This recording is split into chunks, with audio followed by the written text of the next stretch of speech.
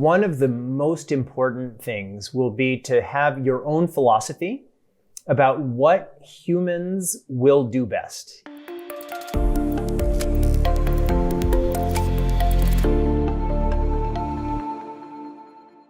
Okay, welcome back, or welcome to the Finding Mastery podcast. I'm your host, Dr. Michael Gervais, by trade and training a high-performance psychologist.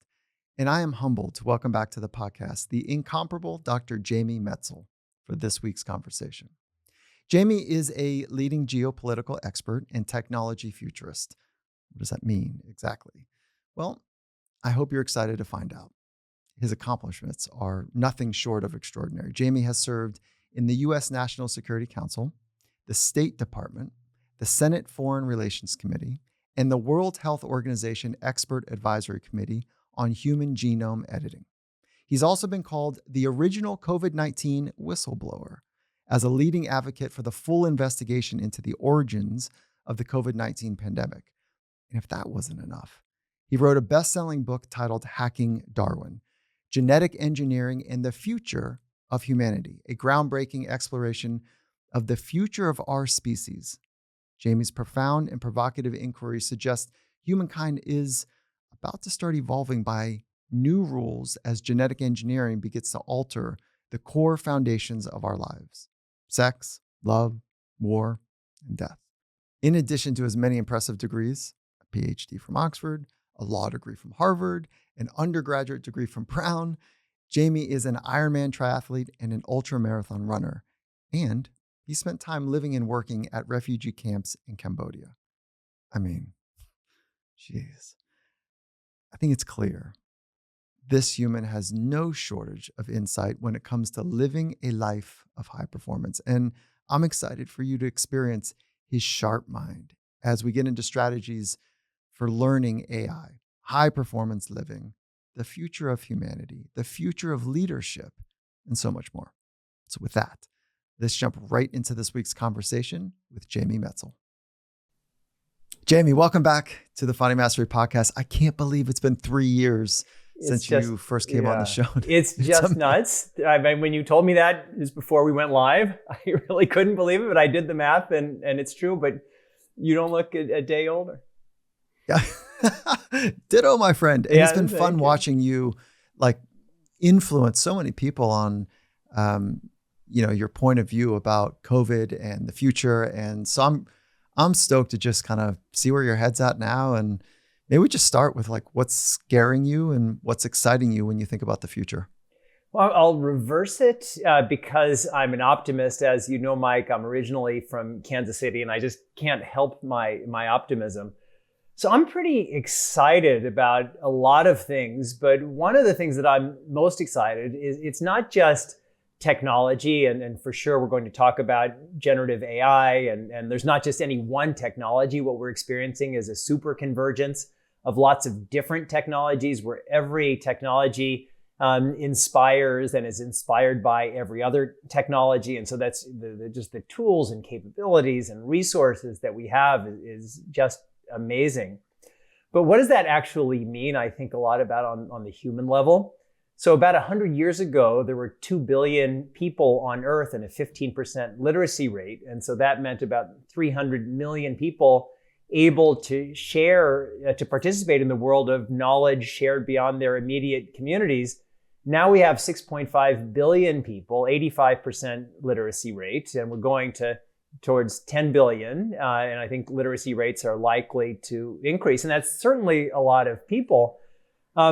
But with all of these people empowered with all of these new tools and literacy and the cultural heritage of just our common humanity, I'm just so excited about what we're going to come up with. All the new art and innovation and symphonies and creativity and connectivity and collaboration. It's just incredible story. Like, the story isn't the technology, it's what the technology allows us to do individually and together.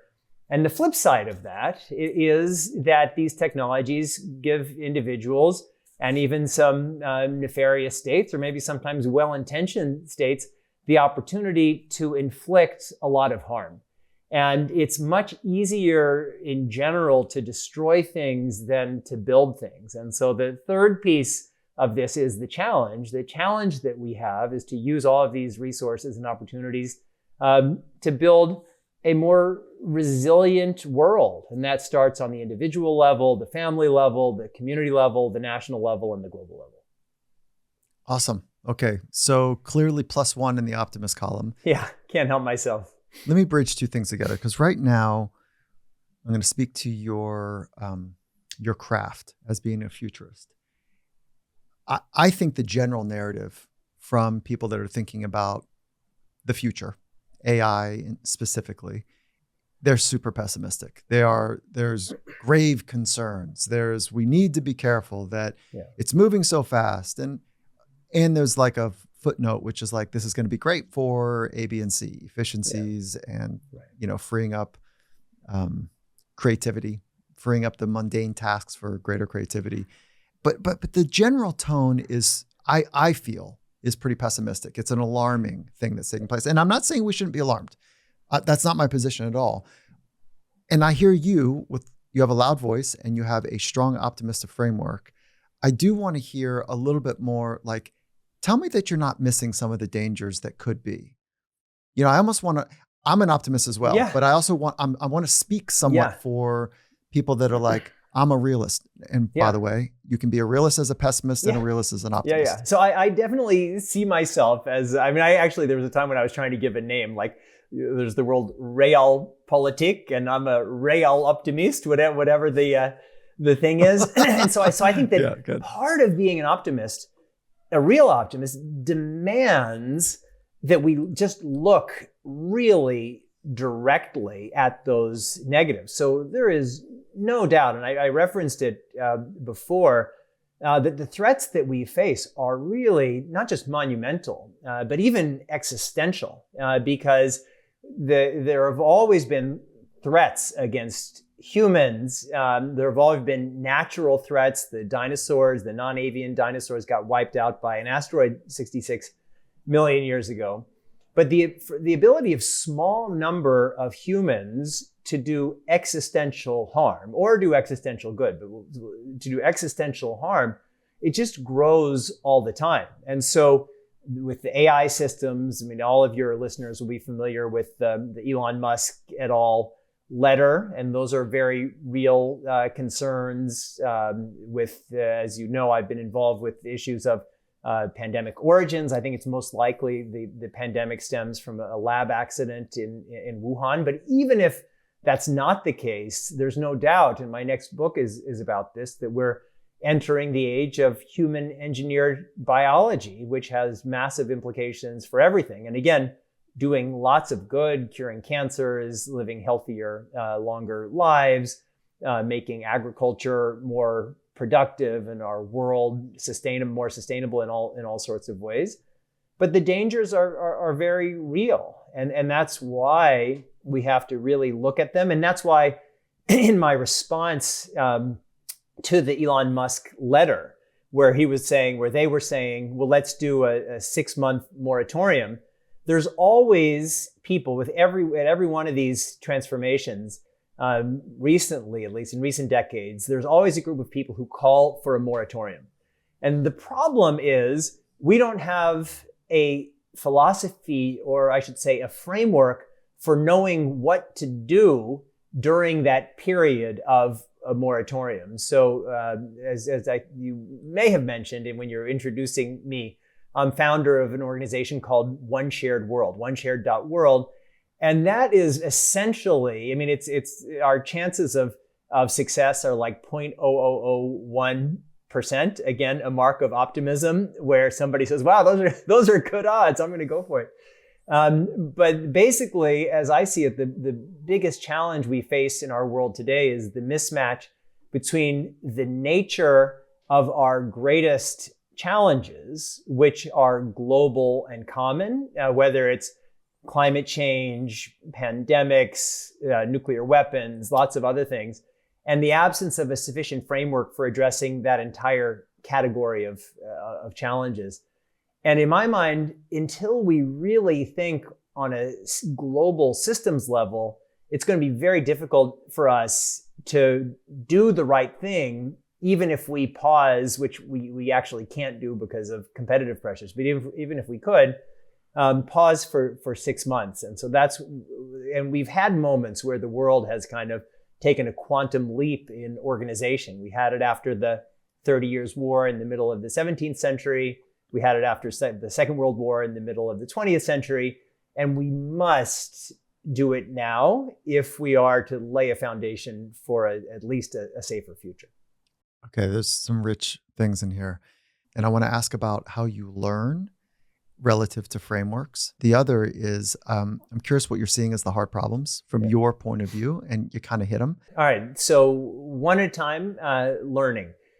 Yeah. Learning and creativity are, in my view, the most essential human skills. Lots of us, myself included, have been spending time on ChatGPT, asking it to do stuff that seemed hard, and it does it really well. It's not perfect. There's all kinds of hallucinations, but it's pretty amazing compared to what we thought was possible last October. And it's clear that AI systems are just becoming smarter and better at a whole lot of things. And every time the frontier of what AI can do moves, we say, well, it can do this, but it can't do that. It can beat us at chess, but it can't beat us at Go. It can beat us at Go, but it can't do the hardest problems in biology. All right, it can predict protein folding, but it can't. And now we're thinking, well, it can do all the things that ChatGPT and Prometheus and Bard and Ernie and all these other generative AI systems that are coming are going to be able to do, but it can't do X. And we're going to have to figure out what that X is, and that X is going to be constantly shifting because it's going to be able to write, decent symphonies. It's going to be able to do a lot of pretty incredible things. And what we're going to have to do, as humans have always done, is figure out what's the core of our humanity. And for anybody in any job, if you are competing head-to-head with an AI system in a domain where AI systems are better than humans, you're going to lose. But if you try to think, well, what do AI systems do better than humans? And what do humans do better than AI? And you gear your growth around that. In my mind, that's a winning formula. It was less than a decade ago when some of the people like Jeff Hinton, some of the greatest inventors, essentially, of these generative AI systems were saying human radiologists were going to be totally out of business. And it's true. We've seen incredible advances in the ability of AI systems to read just radiological information, whether it's images or data or other stuff. But actually, human radiologists have gotten a lot better, and they've been able to focus on the human side of that job, which isn't just hypothesis generation. It's analysis and context and interaction with patients and things like that. And so coming back, Mike, to your first question about learning, what I do for learning is to try to be curiosity driven and broad. Because we live, as I mentioned before, in this world of superconvergence where there's so many different knowledge systems coming together. So to understand how the world is forming, we really have to be broad. Like the world of technology, the world of nature, art, science, philosophy, it's kind of all coming together. And then the second thing that I really love to do is read. And I think people feel like, the world is moving so fast, it's hard to read longer stuff. But it's such an intimate connection, in my view, with thinkers and writers. And I'm in the middle of writing book number 6 now, and you realize, I know you've written books, Mike, that you just put your soul into it. And that, in my mind, is something that's also kind of very human. So I really love reading a lot of books. And then with all of this information and wisdom, it's almost like I feel like it's like a weaving, and I'm either constantly adding new threads or constantly taking the threads apart and then weaving them back back together. But so many of us, and most everybody or many of the people listening to this podcast, you finish graduate school and you have an amount of knowledge that is a wonderful knowledge set. But if we're not constantly learning and constantly challenging and constantly growing, even the strongest foundation can become weak. So long way of saying it. I probably use way too many words to say just reinvesting continually in learning and creativity and thinking about my place in the world is an essential part of at least how I live in the world and how I try to figure out my place in it. Okay, so when let me just drill down right underneath of that. So it's curiosity, it's growth, and then you've got a set of activities, reading being one of them. Yeah. And are you mapping, when you read something net new, are you mapping it to an existing mental model or a set of first principles? Yeah. Or is it more like is that like a scaffolding of your first principles? Or is it you are tearing down the Lego set and building it back up again on a regular basis? Yeah, it's such a great question. And I don't even know if I can honestly answer, because the answer is for all of us, I think, we have our armature, which is kind of how we've grown to see the world. In my ideal self, every time I get a new, not every piece of information, but sometimes you just get some new piece of information that changes your framework about how to see things. And so I like to think that even my most foundational concepts can constantly be renegotiated. I'm sure I'm not as good at it in reality as I am in my aspiration, but what I do think is the way that my mind works and the way that I've trained my mind to work is when I get a new piece of information, I really try to kind of filter it through everything. That if this one thing is true, well, what does it mean for everything else? And so right now, I think many people are having this experience, because I think a lot of people were kind of shocked when they went on ChatGPT for the first time. I'll give a story about my brother. So I have 3 brothers. Actually, one of them is a team doctor for the Denver Broncos and an orthopedic surgeon. But another brother who's here in New York, and he's a physician at the Hospital for Special Surgery and does all kinds of sports medicine. So similar to you, Mike. And I was telling him about ChatGPT, and he was saying, "Oh no, this is Dragon. We use Dragon to dictate charts." And I said, "I'm telling you, this is not Dragon. It's not transcribing your lab notes. This is something bigger." And I was saying, well, here's what it is and what it means, and it's going to be like your companion. It's not going to tell you what to do, but it's going to help you process all kinds of information. It's going to make sense of charts. It's going to make sure that anything that you want to do doesn't conflict, whether because of pharmacogenomics or something else. And he was kind of resistant. And I said, all right, well, let's just sit down. And I kind of said, all right, here's OpenAI. Think of your toughest question. And he had this look on his face, like, ha, ha, ha. And then he put in like what he thought was a really tough question from his field of sports medicine. And literally in 3 seconds, ChatGPT gave an incredibly thoughtful 100% correct answer. And then I said, all right, so now let's talk about what this means and what it will mean for you. And it was like, so for me, it kind of came intuitively. And I think just different people, but for him, once he saw that, and then we were talking about for his medical practice, well, what did it mean? How can you be the best human? And there were all sorts of things, but one of the things was that every single person who steps into your office, their experience of being loved and cared for is more important than ever. So the person who says, hey, can you fill out this chart? The person who says, hey, I'm going to take you back for an x-ray.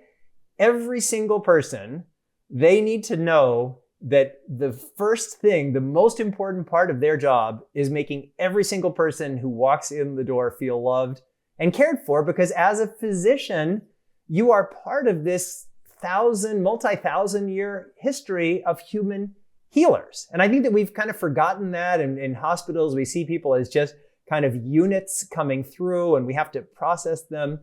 And so I just think that there are times for all of us where we get some new piece of information and we're forced to kind of work that through the whole system and see what it means. And my aspiration for myself is that I'm constantly doing that as new things come in. But it's easy to say, it's hard to do. Okay, so let's stay with that idea of easy to say, hard to do, and easy to externalize discernment, especially right now with ChatGPT and other generative AI solutions or processes, as well as social media. If we don't, you have, whether you've articulated clearly or not to yourself or others, I'm not aware, but you have an incredible ability to discern. So gating out is one part of discerning, and then thinking deeply is a second part of it, at least from my understanding. And so what do you do to discern? Because if you don't do it yourself, others are going to do it for you. Yeah. You know, it's the rhythms. Yeah.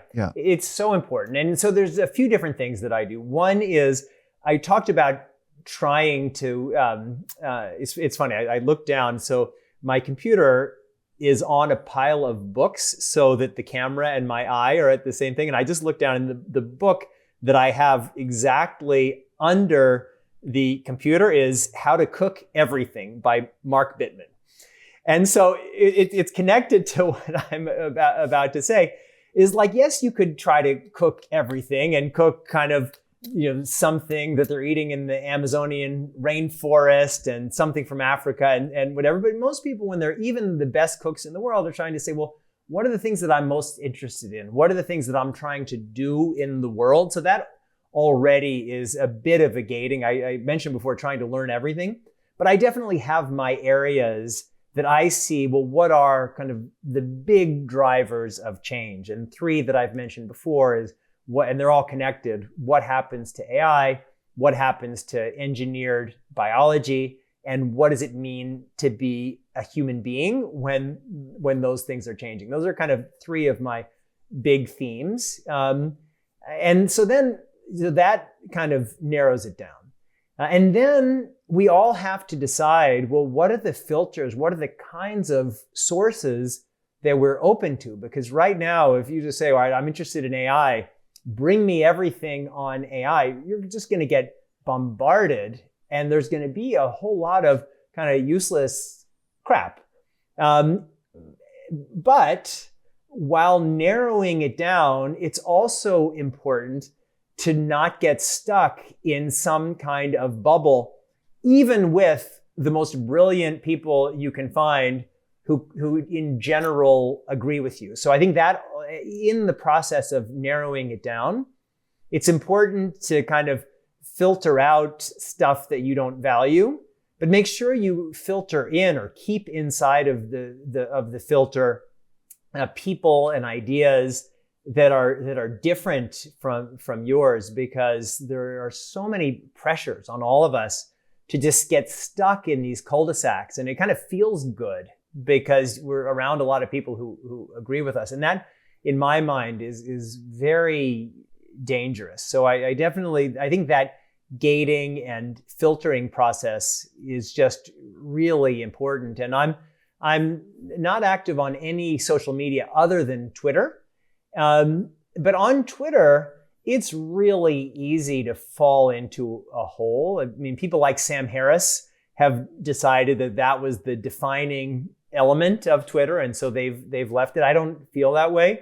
But you could really just spend your entire life chasing down, responding to somebody who made a comment on your. So I don't have a good answer to your question, Mike, other than to say, the act of filtering and the philosophy of filtering it's essential, because if we just say, well, I'm open to everything, it's going to be overwhelming, and you're going to drown out the good stuff. But by the good stuff, I think everyone needs to recognize that the good stuff includes good stuff with viewpoints different than yours. I love the idea of people and ideas being clear, but the people and ideas that have a similar point of view, but also the ones that have maybe a contrarian or see the world differently, and holding those on the inner circle as well. Head coaches, CEOs, people that are running organizations they've said it for years, like there's a loneliness at the top. And I've experienced it from people that have done first, whatever the first is in the backcountry or dangerous environments. And they find it lonely for two reasons. One is that people revere what they've done or what they're capable of, so they don't want to get in the way of the genius's process. And actually what they come back and they say is like, no, it's bouncing up against contrarian ideas or different points of view that helps me in immense ways to be able to have deeper clarity on how I'm going to go after the thing that I'm pursuing in my life. So there's that bit of it. And then there's the other loneliness, is that there's an explorer that says he used Mount Everest. This was not the mountain he climbed, though. He says, Mike, imagine if you were the first person to climb Mount Everest, and when you came down, trying to describe to people that have never really felt the cold or seen the snow or smelt the things that you smelt or know what it's like to be even close to that level of physical and mental suffering. He goes, it's lonely.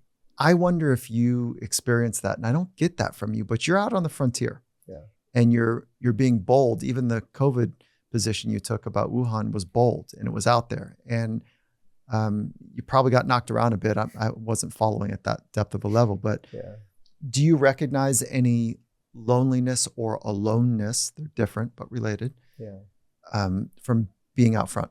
Yeah, no, absolutely. Absolutely. I think it's just part of it.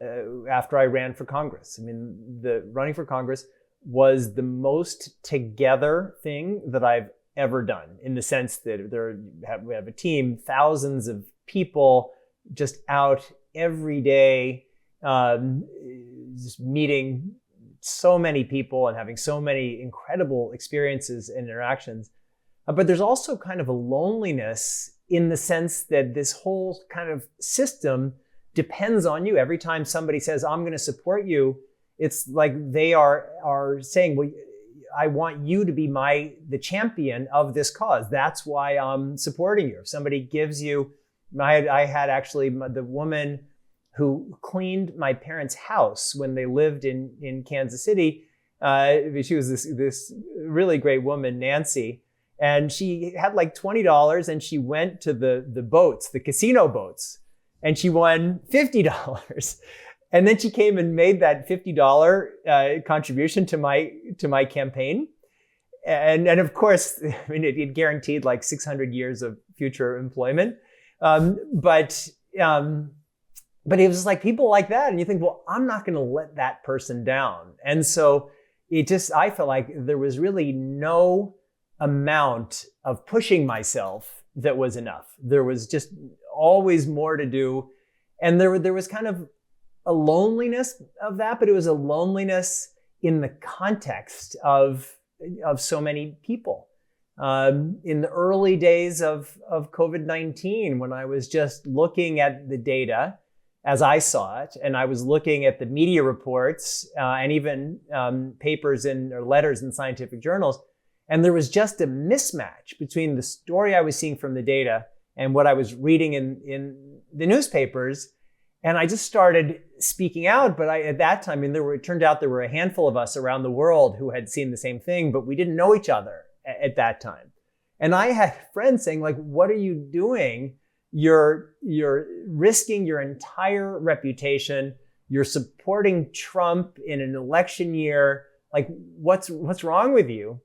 And for sure, I think any person on any one of these quests, that's why it's hard, is you have to face these things and you have to doubt yourself. And sometimes those doubts can be pretty powerful, and you have to kind of sit with them and not just bat them away, but like same point as before, kind of look at them, understand them, and then kind of figure out how you're going to get around it and keep pushing it. It's hard, but it's also probably the most rewarding thing for myself and many people in the world.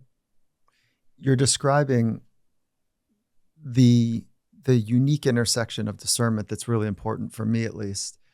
And it's, discernment, wisdom are cousins in many respects, but the ability to think deeply, to line that up with how your body's speaking to you as well. This is my mapping of discernment.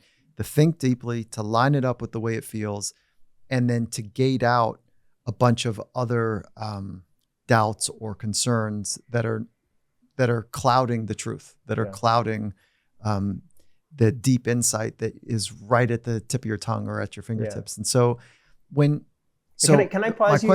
Can I pause you there, Please. Mike, and ask you a quick question? Because for most of my life, I wasn't a big football fan. I did a lot of sports, but I wasn't a big football fan. But quite recently, over the last couple of years, I've become a huge football fan and a huge Kansas City Chiefs fan. And there were 3 reasons, or maybe 4 reasons. One is because my parents, who lived in Kansas City a couple of years ago, moved out of Kansas City. And so rooting for the Chiefs was kind of my connection. 2, as a declared fair weather fan, my side of the bargain was to be a super fan when the Kansas City Chiefs become great. I know real fans reject that, right. But that's on you. If my shampoo stops working, I'm going to switch shampoos. The third reason, and the most important, is that my dad, in the beginning of this last NFL season, was diagnosed with stage 4 cancer, and he's doing very well. And I think it's part because he came to the United States as a refugee, and in those days, people became Americans through sports. In those days, it was more baseball than football, but it kind of that passion morphed into from baseball to football. And so my dad cared to the bottom of his soul about the Kansas City Chiefs. And in the beginning of this diagnosis, when it was really scary and new, I said, Dad, the Kansas City Chiefs are depending on you for your support to win this thing. And you have to be there and you have to be strong for them. And I gave him a Chiefs hat, which he literally almost did not take off of his head the entire season. And seeing I was in Dubai, but we were watching together on video the Super Bowl, just the joy on his face when they won. So, but from you, when you kind of talk about overcoming the doubt, now that I've become a football fan, I was kind of watching, there's a player named Sky Moore who's on the Chiefs, and he was a first-round draft pick and had been a superstar in college. And this year he kept dropping all of the punt returns. And I think he lost all of his confidence. And in the last game in the Super Bowl, when everybody was injured, he caught the punt and had the run of his life in a punt return that set up winning the whole game. So I imagine, for the question that you asked me, I imagine for you and exactly your career, you must have just seen it, because like in football and sports, that thing of overcoming your doubt, being honest about where you are, aspiring to where you want to be in a realistic way that allows you to kind of first just envision it and then build your path from here to there. I mean, you must have just witnessed that in incredible spades. Yeah, thank you. Yes, because you just hit on some really important parts of it, which is our minds are so powerful. We don't really understand them. However, we do know that when you close your eyes, you get to run a movie. And that movie can be anything that you want it to be. You can do it with your eyes open too, but it's a little more dramatic when you say close your eyes. And if you care about something and you play that movie, you become more familiar with it. And it's a forcing function to use your imagination to see a better future, whatever that means for you. It could be better for I don't know, somebody, that's suffering, or it could be better in your life and in it, whatever the movie is that you want. And so athletes and athletics is a working laboratory for people to use their technical skills, their physical skills, and most importantly to me, their mental skills. And the imagination is a huge one. And being able to see and feel and being intimate with that is incredible. And then lining your life efforts up to be able to test with great purpose the skills required to be just a little bit closer to that beautiful movie that you're using in your imagination.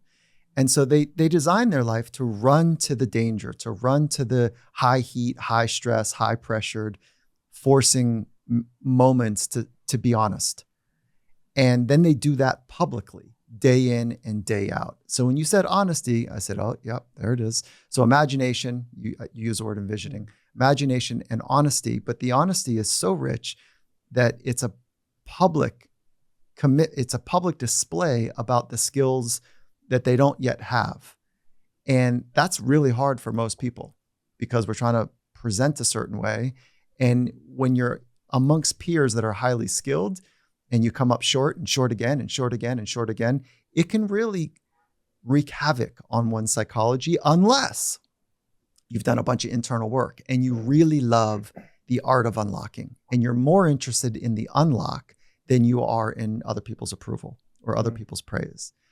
And then you couple that twofold with this is a first principle, which is, am I going to allow, this is a question, not a principle yet.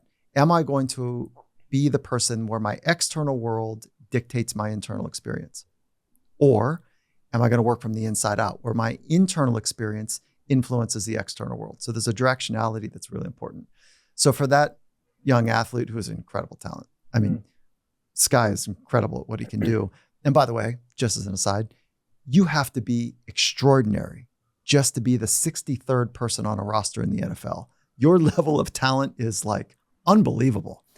And so I think what was happening for Sky is he was using his most recent, and I don't know Sky, but he was using his most recent experience to determine his psychological state. So if I catch the ball and I rip 20 yards, I'm good. Yeah, let's go. If I drop the ball or if I catch the ball and I feel awkward and I get, a half a yard and I get tackled. So that's when the external world dictates the internal experience. And so I'm hoping that somebody is doing the work with him where it's the external does not dictate the internal. And that becomes basically confidence training, which is so freeing when you get that ordering right. And Mike, if that's kind of everything, like every single person on earth, from the best professional athlete to just every person in every job and in every life, like what you said, it's like the formula for not being stuck, for saying, well, where am I going? How am I going to get there? Little by little, imagining, and then steps to get from here to there. That idea is, I love that we're talking about it because that's what I was trying to understand from you on how do you get out the information? How do you learn? So it's connected to what I was saying about just really being curiosity driven, because I know a lot of people, and maybe we're trained to do this of saying, oh, don't let your mind wander, like stay where you are, focus. But I think it's in some way, you don't always have your mind wander. But in some areas, it's like giving your mind space to wander is actually a really wonderful thing. And so coming back to kind of how to learn, I also, in that file that I have of these things that I'm printing out to read, it's covered in scribbles. And it's covered because as I put something in there, I'll have a thought and I'll scribble that thought on the file. And then at least in the context of book writing, I'll just kind of go through all the scribbles just to, hey, it's like, did I get that? Did I follow that idea? Did I follow that thought? And so for me, it's connected to basically all of your questions. But your framework question is we kind of have a framework and we kind of grow with it and then sometimes change the framework and sometimes things morph. But I think it's so important to retain the kind of not just mental and emotional flexibility so that we can change when that's the message that we're receiving. Yeah, you're just hitting on one of the core elements, which is mindfulness. Yeah. And I'll say core because it's the golden thread that runs through so much of what happens in psychology and emotions, which is awareness of how it's working, whether it's inside of you or outside of you, awareness of how it's actually being experienced or how it's happening. And mind wandering is what we would call open monitoring. And it's also called contemplative. It's just watch. Yeah. Just start with a thought stem or start with nothing in perhaps, but without judgment or critique, just watch how thoughts link together. Watch how emotions and those thoughts work together and not critiquing or judging. And that ability just to carve out some time to train that skill is remarkable because you become more aware of how things work. Yeah. And what I mean by that is how thought one and thought two stitch together and how emotions, with those thoughts work. And so are you doing anything before we kind of round third base here a little bit or get into the red zone if we're going to stay in football? I'm having so much fun. Let's keep going. No, so your question is, am I doing mindfulness? Are you meditating? Are you doing any mindfulness internal work like that? This is, when you go on podcasts like this, there's a temptation to kind of present your idealized self. And so my idealized self is spending an hour a day meditating. My actual self is not. I mean, I certainly I'm an ultra marathon. Not certainly, I am an ultra marathon runner, and I've done 13 Ironmans. I don't think I'm probably going to do any more just because of it. I no longer want to spend 8 hours on a bicycle in the training cycle. But so I like to think, and even then I'm just lying because I would say I like to think that my running is meditation. But I've become so addicted to listening to fantastic podcasts like yours on my runs because I learn so much that even that I've kind of crowded out my kind of idealized philosophy of running. So it's one of those things where I know that I would be better off doing it. I've had 5 private audiences with the Dalai Lama. I've gone to Dharamsala and done trainings with these genius lamas. I wish I did it, and I just don't. I try to be mindful and thoughtful, and I know, I really do believe that I would be better off doing it. I can only confess. Yeah, that sounds like so much of my inner dialogue as well. Like that's why so the research is coming back somewhere around 8 minutes a day is yielding some pretty interesting results, but never going to get us to like that deep wisdom that you and I are talking about. But I'm sorry I keep interrupting you, Mike, with these little stories, but this, I can't help myself. And anyway, I'll just say, so like 6 or 7 years ago, I'm in New York, and I thought, I really, like many other people, I always think, well, I should be meditating, and why don't I go for another training? And so I went to the Japan Society, which is here in New York, and they had this Zen master. And so everybody was in the room, and they said, all right, everyone got in the meditation position, and they hit the little gong, and we were trying to meditate. And then somebody hadn't turned off the sound on their iPhone. And like every 30 seconds, they were getting one of those notifications that you've got a new message. And so I was there, I'd try to meditate, and then you'd hear that noise, and then again, hear the noise.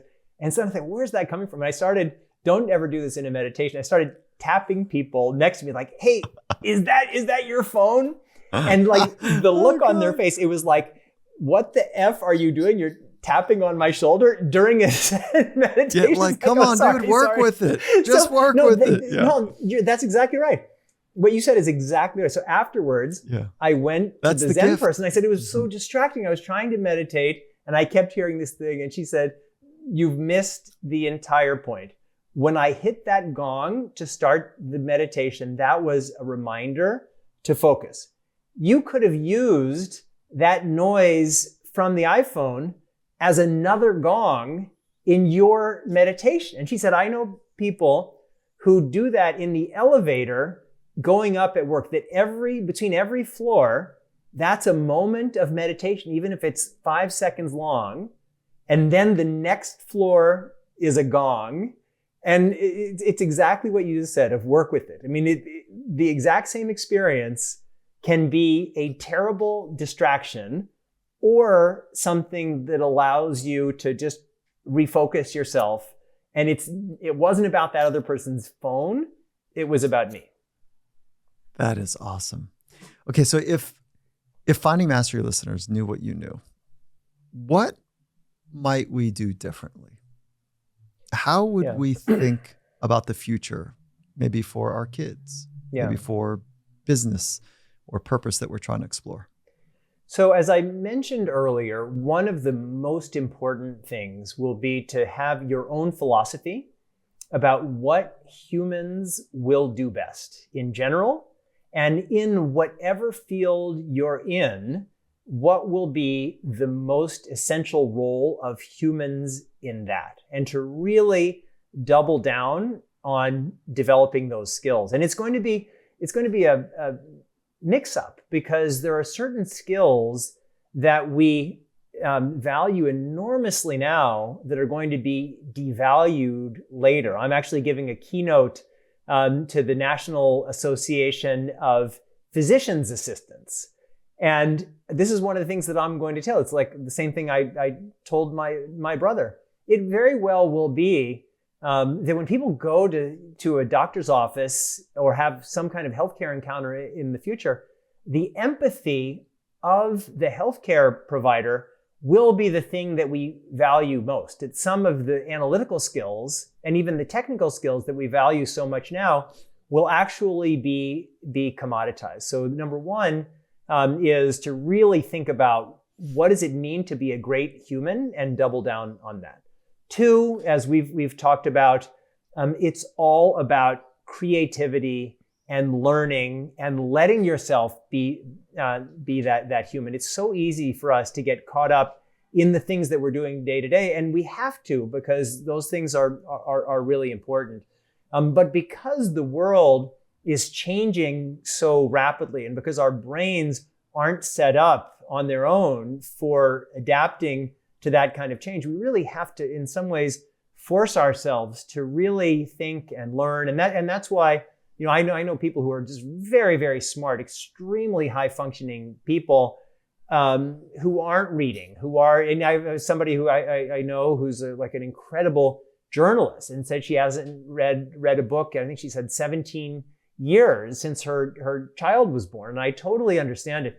Even if it's a haiku, I think really kind of thinking differently, reading differently, experiencing different kinds of inputs, certainly arts and culture. It's actually a really practical thing. We talk about connecting with what it means to be a human. When we look at even the football players, what is it that makes it so beautiful when a wide receiver jumps and kind of catches that ball? They're showing us what we can be, what we humans can be at our best. And everybody has the potential. It's exactly what you were saying in your response to my Sky Moore question. Everybody can be Sky Moore, running that ball further than maybe other people thought that you could. But it's not going to happen by accident. It's going to happen by setting the intention of doing that thing. And I could really go on and on, but those are some of my key things. I love this conversation. Let me give you a really difficult thing, which is because your ability to discern and think deeply, like you've got wonderful stories and you can map clarity to it as a takeaway. Let me give you a couple little quick hits here. And so this is meant to be a forcing function to have a 1 or 2 or 3 word response. Okay. Okay. All right. The key to success is. This is like a stalling tactic where I pretend like I'm asking a follow-on question. The key to success is knowing where you'd like to go and putting your heart and soul into getting there, even recognizing you may not get exactly to where you had intended to go. Success is achieving something that is meaningful for you and trying your best to get wherever you would like to go, and recognizing that your success isn't something that somebody else can map onto you.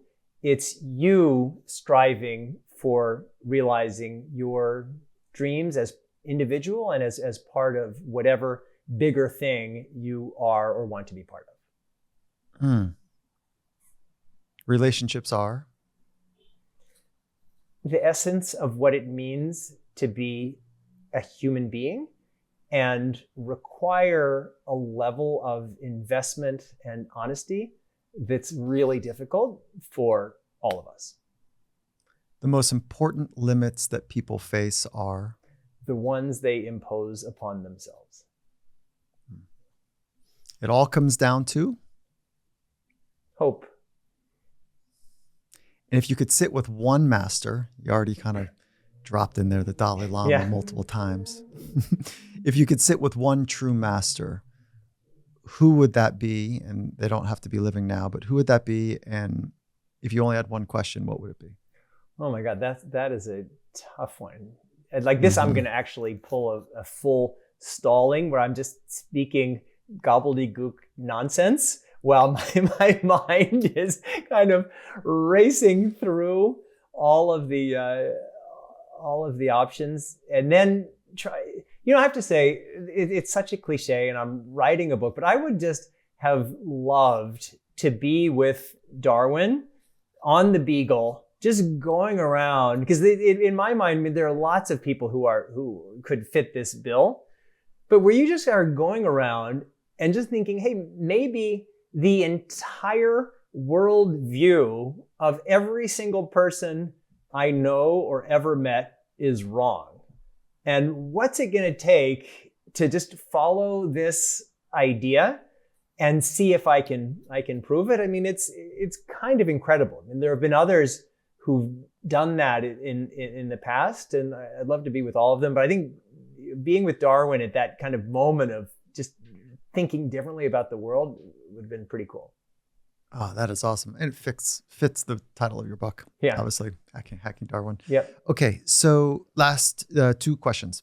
Artificial intelligence is? A tool to be used by humans that will redefine in many ways what it means to be alive and to be human. Cool. Very cool. Okay, so bring us home. Folks that are listening and they're with us right now and they're like, oh, this is so good. Man, make it simple.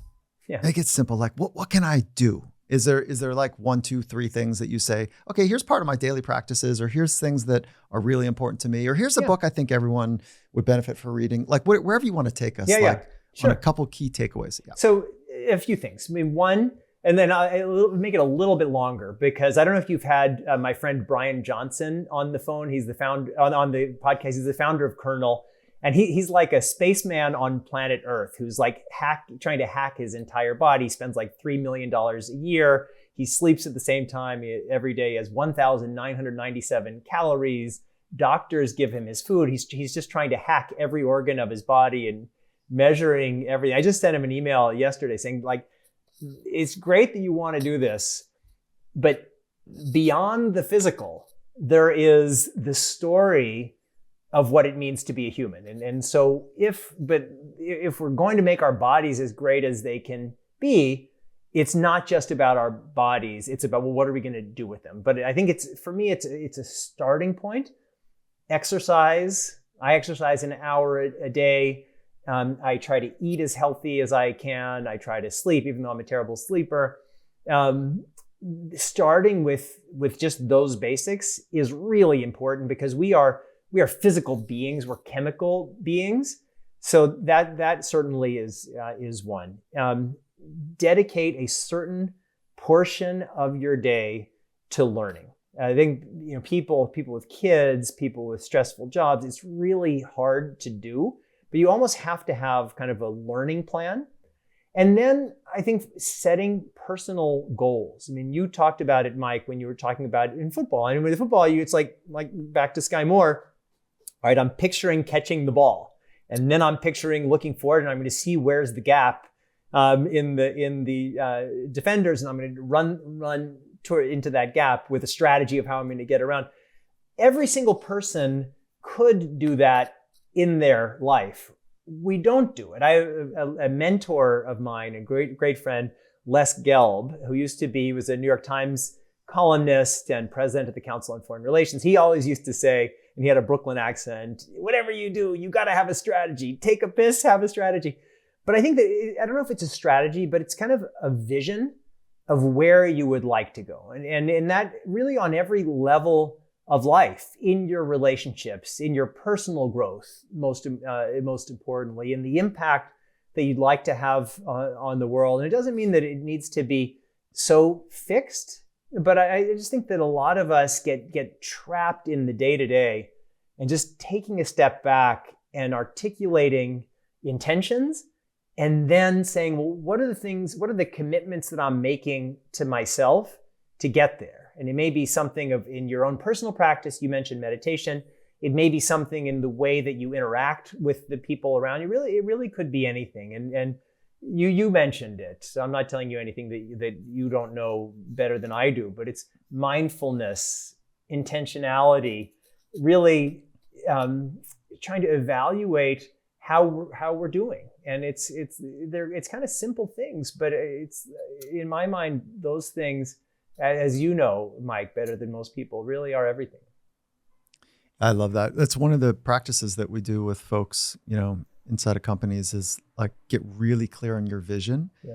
And you can thin slice it, like your vision as a parent, as a leader, as a community member, fill in the blanks, as a son or daughter or whatever, is to get really clear about those visions of what you imagine the future state to be optimized as. And then, so that's a big rock to get in the container. And then, like, the sand is waking up every morning that you're pouring in the container, is like, whether you write it down or somehow be clear about, like, what am I getting after today? And have it line up towards that vision, and have it bounced up against your core virtues. And some people would call those their first principles. Yeah. That doesn't, it's not hard to understand, like, that idea, but doing that work is special. It's really special. Like, we go somewhere different when we do the very basic block and tackling, is what we use another football analogy. The very basics of that take us somewhere pretty special. So Jamie, I love having these conversations with you. I wish we could do more. And again, I love celebrating and seeing when you're, making a splash on CNN or wherever you show up. And I just want to say thank you for coming on here and sharing your insights and wisdoms. And at the same time, maybe just if I just wave a little flag, just say, let's do something fun together. I would. So first, thank you. I mean, I just love, this is our second conversation. I loved the first one. I loved this one. I just love the way that you kind of see the world and the way we interacted. And one of the wonderful things about the pandemic is that all these kind of virtual friends, like people who you've met virtually and even had very this profound interaction, you kind of meet them. And my feeling is that virtual is real. There's virtual and physical elements of reality. So I just feel like I look forward to meeting you in person. I would absolutely love to do whatever together. Yeah. Starting with dinner if you're ever in New York and you're in Seattle. Yeah, no, I'm in LA. LA, perfect. That makes it even easier. I'll be out in New York relatively soon. Okay, so good. I'm that person that says, good. Hey, I'm coming. Let's do it. Where are we going? And all the listeners can come too. Yeah, that's perfect, Jamie. All right, brother. I really appreciate you, and all the best. All right. Thanks so much, Mike. Really enjoyed it.